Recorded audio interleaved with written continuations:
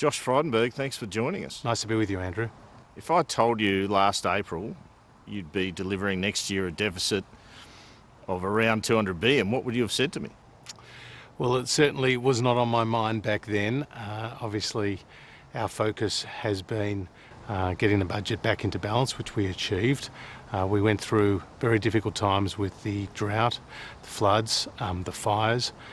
The budget position remains sound, but then we were hit with a once-in-a-century pandemic, and Australia has not been immune. We've seen 500 million jobs being lost around the world, and the effect on the global economy has dwarfed the GFC. Here in Australia, 10% of the workforce have either lost their job or seen their hours reduced to zero. The Morrison government responded with record economic support that helped cushion the blow, that helped keep the formal connection between the employers and the employees, and that helped save 700,000 jobs.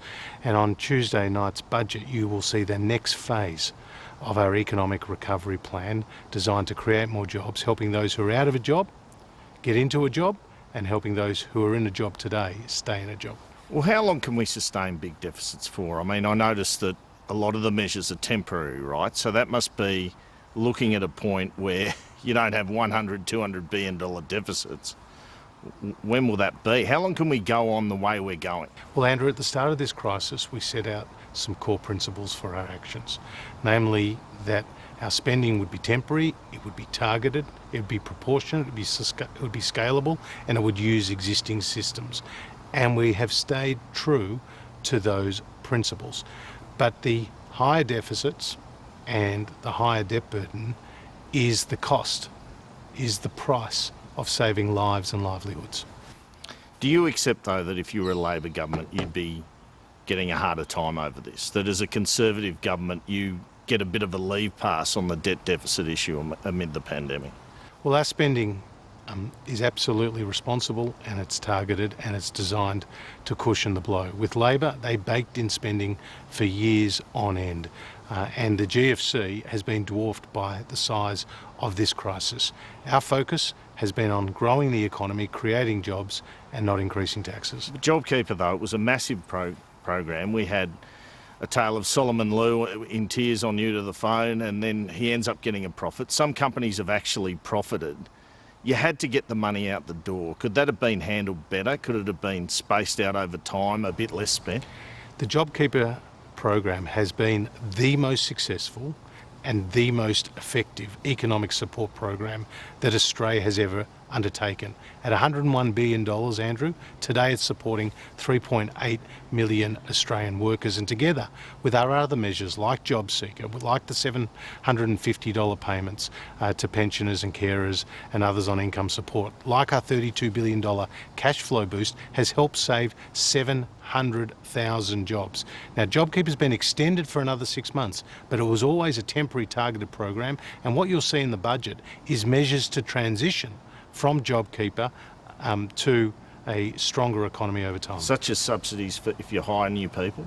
Well, again, I'll leave that speculation to people like you. All right, I'm going to read what you told the Press Club in May here. You said at 30 cents in the dollar, here in Australia for larger companies, 21 cents in the US, 19 cents in the UK, 17 cents in Singapore. Australia has now the second highest company tax rate to Portugal in the OECD. This is something you clearly believe in, cutting that company tax rate. It has been suggested to me there'll be plenty in the budget in terms of investment allowances for business tax breaks, but not changing that corporate tax rate. Why not? Is it just too politically difficult? Well, again, I'm not going to preempt what's in the budget, but what we are focused on is driving business investment, because business investment creates jobs. 9 out of every 10 jobs across the economy are in the private sector.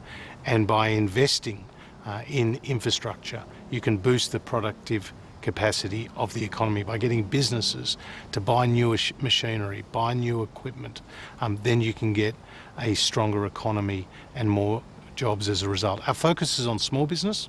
Our focus is on ensuring jobs, and you'll see that focus on investment and jobs in the budget on Tuesday night. Do we just give up on the company tax cut for bigger businesses for a while then? It's just not achievable at the moment. Again, I'll leave that speculation to you. Our focus is on driving business investment to create jobs. Okay, so you mentioned the cost of JobKeeper, $101 billion.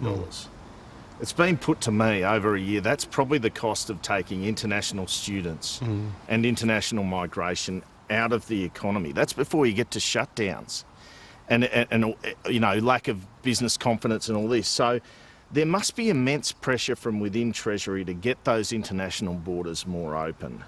Even in the budget update, there was speculation the international borders could open in January. How long can we afford to keep the international borders shut in the way that they are? Again, we'll be driven by that medical advice because, as you know, you've seen second waves of the virus, Andrew, right around the world, and you've seen the economic cost of the spread of that virus in Victoria, let alone the tragic loss of life as well. But you're right to point out that Australia benefits from having open borders. Australia benefits from a very lucrative international student market. Australia benefits from international tourists, and we're also seeing our population growth go to its lowest level in more than 100 years. And this is a function of immigration slowing, but it's also a function of a declining fertility rate, which reflects the circumstances that the country finds itself in with COVID-19. But you're not doing a baby bonus, it's just not that effective, is it? Well, I'd love everyone who's watching to encourage more births across the country, and that is good news. But people will obviously make decisions about the size of their family depending to some extent on how they feel about their economic prospects and the economic circumstances. And right now it's a difficult time, but I'm sure that fertility rate will increase over time as our economy strengthens and the restrictions are eased and we successfully suppress the virus. Are we looking at zero net migration or negative net migration for a couple of years then? We are. Are there any assumptions in this budget based on a vaccine becoming available? We have factored in those issues related to the vaccine, and again that will be available on budget night. As you know, we have worked hard with international counterparts to secure the vaccine for Australia. But does the budget assume a vaccine will become available? The budget takes into account the possibility that is the case. You talked up a Reagan-Thatcher approach and supply-side reform in July, but the PM has spoken all about aggregate demand in relation to this budget. This looks like tax cuts, spending on infrastructure, really about that aggregate demand. Is there much on the supply side in there? Well, both the Prime Minister and I have been talking about the importance of structural reform, and we've talked about, for example, more flexible labour markets. That's a supply-side reform.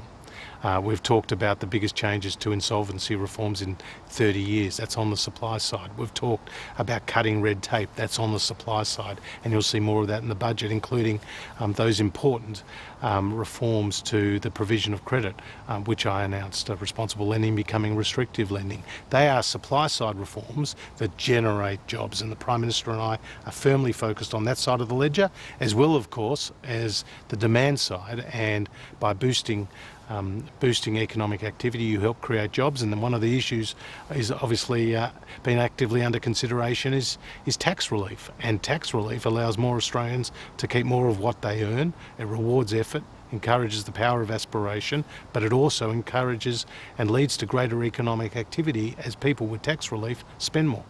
David Crowe from the Sydney Morning Herald wrote the other day, "This will not be a reform budget. That word scares people, according to those in government who see the polling. Reform means risk and change with a downside for ordinary workers." Is this true? Has the polling put you off reform? Our focus has always been on reform. Our focus has always been on creating jobs.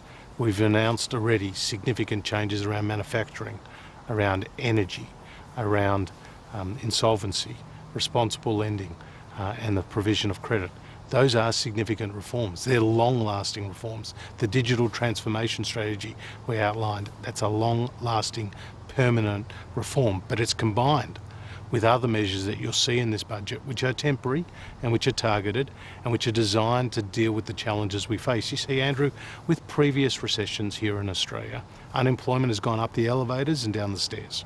So in the 1980s, it took 6 years to get unemployment back below 6% from where the economy started. In the 1990s, it took 10 years to get unemployment back below 6% from where it started. We want to move faster than that, And that's why we're adopting a full court press with the various measures that you'll see in the budget. Well, why is Treasury so confident it won't get to 10%? Because I would have thought logically, once you remove JobKeeper, etc., it will.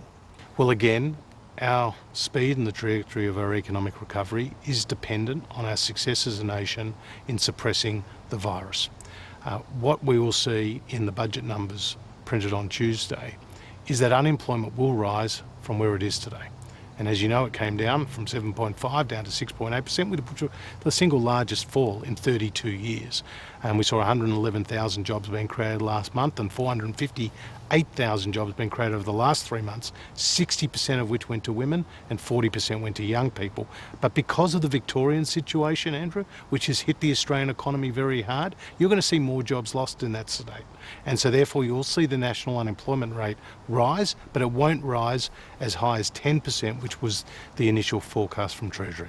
When we saw the contraction in GDP, a lot of it was people hanging on to their money, this household saving ratio situation, people saving money. How do you instill confidence in the economy?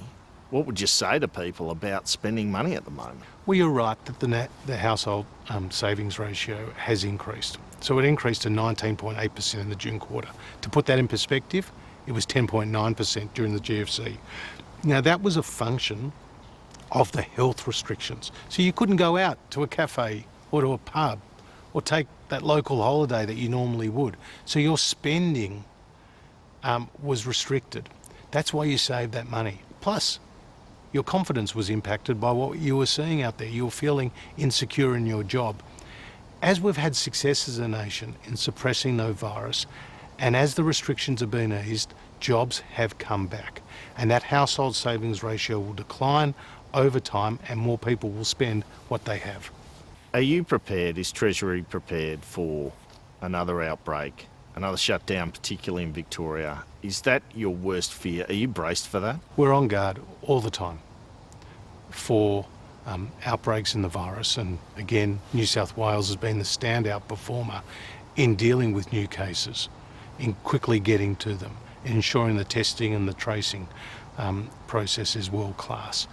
As a country, if we maintain that vigilance, we'll also successfully maintain the suppression of the virus.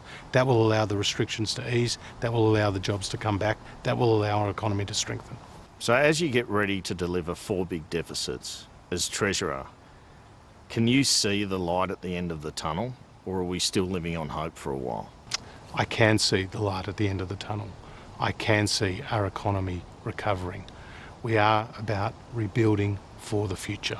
This budget is all about jobs, Andrew. Helping those who are out of work get into work, and helping those who are in a job stay in a job. Without a jobs recovery, you don't have a stronger economy.